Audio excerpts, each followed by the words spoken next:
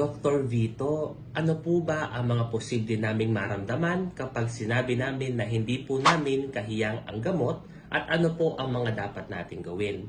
Kapag sinabi nating hindi kahiyang ang gamot, ang mga pasyente ay maaaring makaranas ng mga sumusunod, sumasakit ang kanilang ulo, nagadoble ang kanilang paningin, para silang nasusuka or talaga naduduwal, sinisikmura, sumasakit ang tiyan, nanghihina po sila, napapansin nilang sila ay nahihilo, nanghihina ang kanilang katawan, or nawawalan sila ng ganang kumain, at higit sa lahat kapag po sila ay nagpapalpitit o bumibilis ang tibok ng puso.